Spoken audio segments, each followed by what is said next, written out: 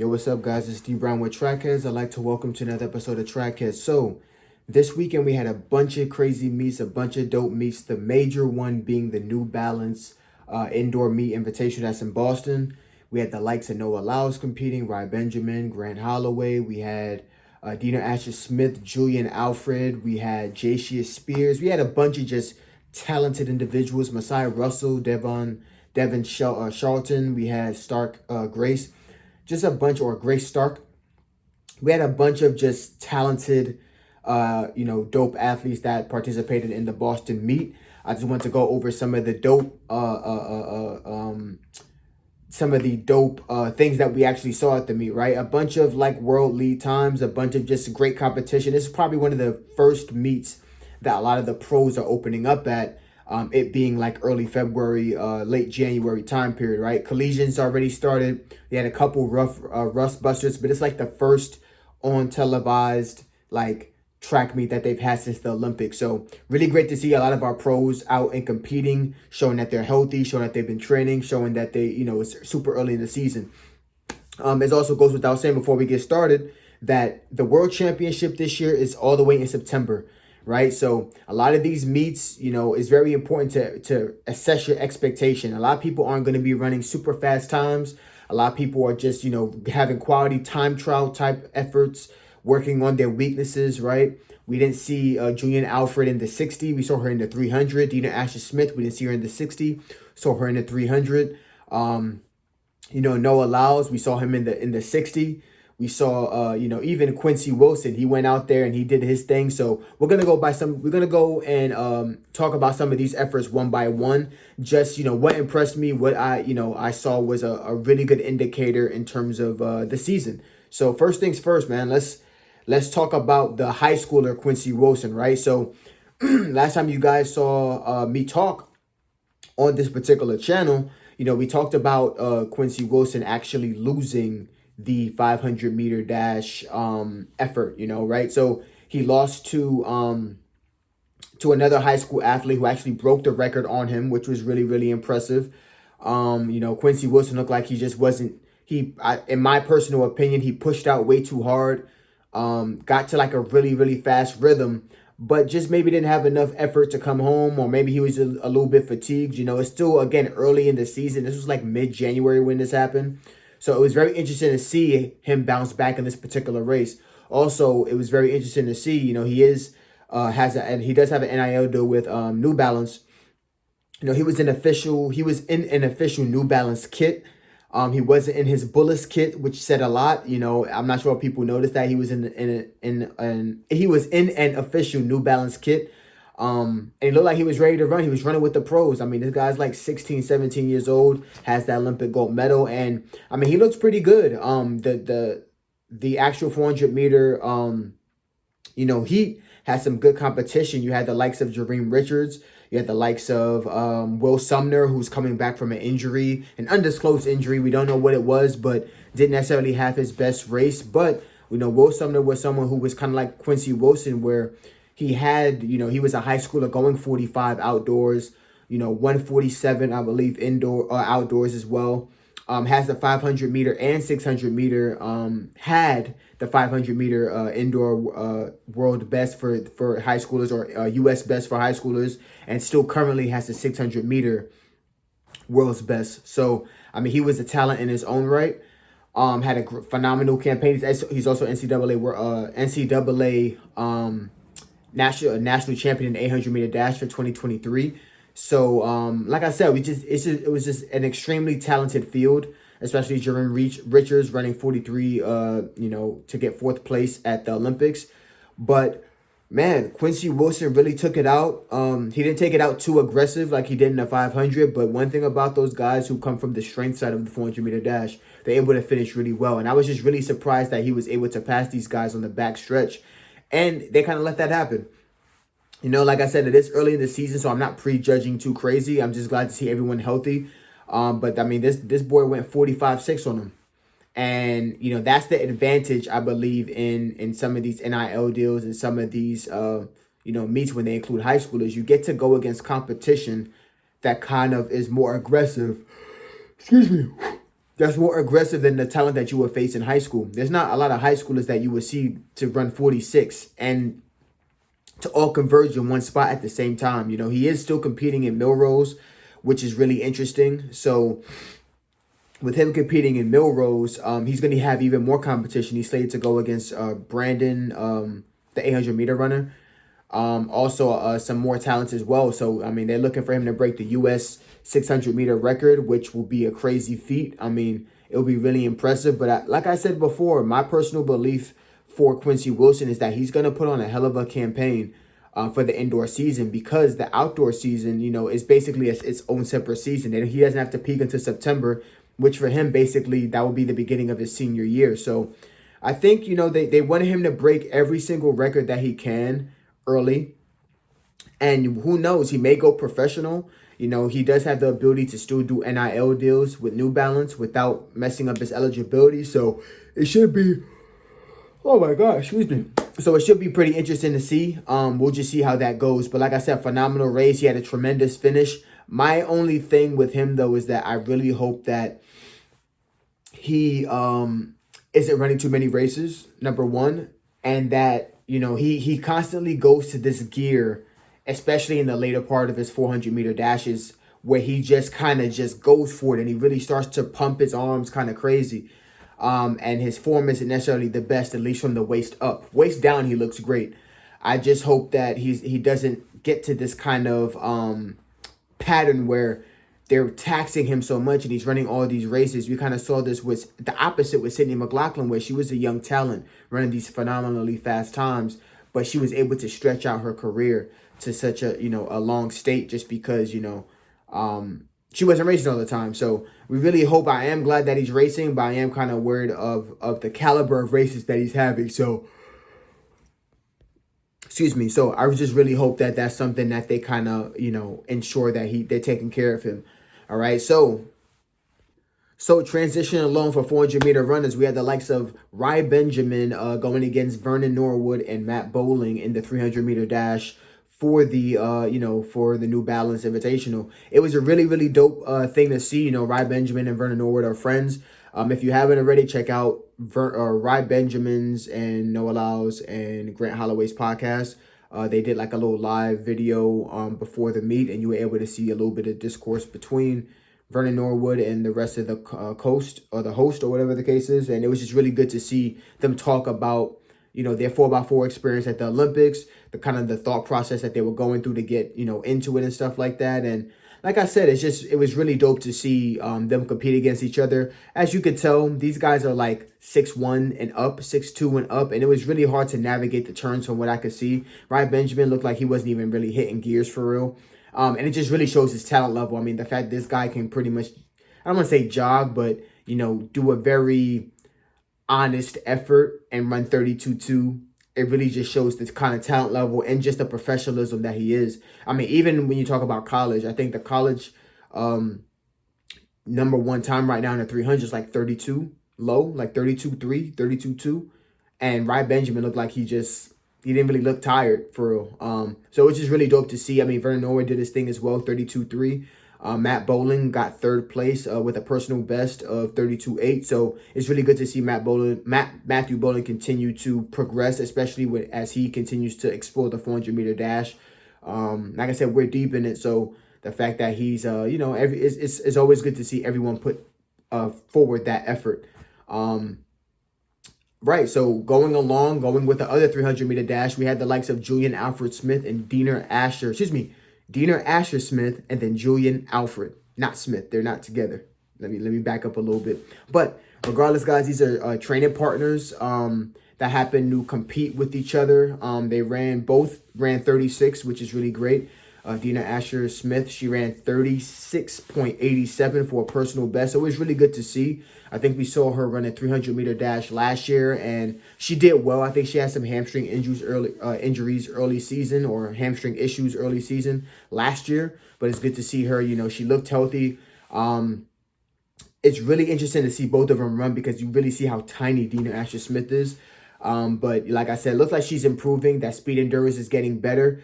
Hopefully as she's working in this offseason just to get stronger for the long season they're going to have. later on in the year. Julian Alfred, she broke a national record, which doesn't seem like is she's covering all her national records from the 60 all the way to the 300. That 36.16 was great. I think they really want to see what they really want to see her do damage in that 200 this year. I think they know in order to compete against the likes of Sharika Jackson, they're gonna have to get down to like the mid 21s, and the only way to do that for her, of course, because she's coming from that 10-7, possibly 10-6 next year, is to improve that strength, especially when you're talking about rounds. So, it's a really solid step in the right direction, and that kit looked really dope. Puma's kit looked really dope. It was really good to see. And to really put it into perspective, I think the last time they had an Olympic champion Puma was Elaine Thompson-Herah. So I think they had it. I mean, they had it in 2021. They had it in 2016. 2012, I think that was Shelly Ann Fraser Price. So it's really impressive to see that Puma has been able to have the 100-meter girls, champion for the Olympics 100-meter dash on lock for 8+ years. I mean, since 2016. So it's really impressive to really see that. So shout out to them. Great job on Julian Alfred and Dina Asher-Smith. All right, and continuing with the 60, we have Masai Russell. If you've been following her journey with her YouTube channel, she's coming from winning the Olympics, which was a really great look for her. Someone that, has had a presence since high school, going to Kentucky. So it was really great to see, the practice efforts and the practice in the background. And, they just had a workout Wednesday with Flow Track to really see her and Devin Shelton, who is who was or is currently the 60-meter world record holder, to see them compete along with Grace Stark, who did a really great job. And I think also swept in the Olympics. For American women for the 100 meter hurdle. So it was really good to see them, compete. The Masai Russell came out with the win, but honestly, it wasn't even, it was a very close, like it wasn't like a crazy, she just defeated them. Like, it was a really close race. A lot of people were dipping towards the line. Everyone stayed consistent. It was really clean across the board. Masai Russell just took that win, and it was a good improvement on her season's best at the moment, 7:89. So solid run by her. I definitely think if she does, decide to compete in the world indoors, it's going to be a solid effort. And there's going to be still a lot of competition. You still have the Europeans that's still breaking off the rush. You still have the Caribbeans who are breaking off the rush. I don't think it's going to be a walk in the park. No, not even forget the world stage, just in the United States, just to even qualify. But I think it would be definitely a great run, for her to compete in, just to continue to build that momentum, as the title of her YouTube series, to build that momentum into the outdoor season. I think that would be a good look. So even continuing with that, we have Grant Holloway. So, Grant Holloway's race was very interesting. He ran 7:42. He ran prelims and finals. It was the Grant Holloway show. That man has not lost a 60-meter race since, I believe, high school days in a random prelim. So he really did well. It wasn't as fast as I thought it was going to be. I think there was enough competition. It's very early in the season. Even for his standards, it looks like past 3 or 4 hurdles, he was kind of just high-stepping past it. But I think it kind of shocked a lot of people how fast this man was going to be able to get out, just because, you had like Trey Cunningham, for example. He kind of stopped after the second or third block. I don't know what that was about, or second or third hurdle, but it just, in my personal opinion, just off of first watch, it just seemed like Grant Holloway got such a hell of a start, and his approach to the first and second hurdle was so dominant that it's just like, what am I doing? I can imagine being next to someone where this dude is pushing out with such elongated steps and just with such power, and then you're maybe 8-step into the hurdle while he's 7-step into the hurdle, and he hits the first hurdle, and then just continues to open up. It's like, what can you do from there? And I think that maybe caught some athletes off guard. And I think second place was like a 7.6. That's not, the competition wasn't necessarily there. But then again, Grant Holloway's the best to ever do it for the 60-meter hurdles. He's the world record holder 2-3 times over. So, not to say that he's supposed to win, but he's shown that he has enough dominance to continue to win. So that's a good look for him. yeah, so the next, we saw the Grant Holloway. I think I missed JC Sears. So JC Sears did a great job coming from University of Tennessee. It seems that she signed with Nike. She went professional. She was unable to compete last year off of running 10:77. She tore her hamstring.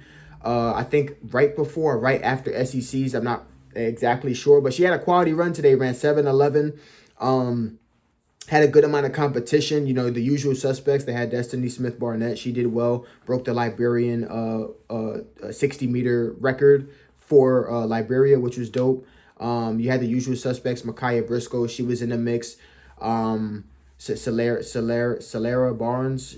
She did pretty well as well. But it was the JC Sear, so she did a great job. I think she's going to be one of those rising stars that comes in if she can continue to transcend that 60 into the 100 going into outdoor seasons. I think it will be a great campaign to see what she does on the world indoor scene. 7-11 is a great time to show that, to build up momentum from last year where she kind of lost that because she tore her hamstring. So, and I definitely think that she has the ability to do it. She runs the 60 and she runs the 200. I think she went like 23-2.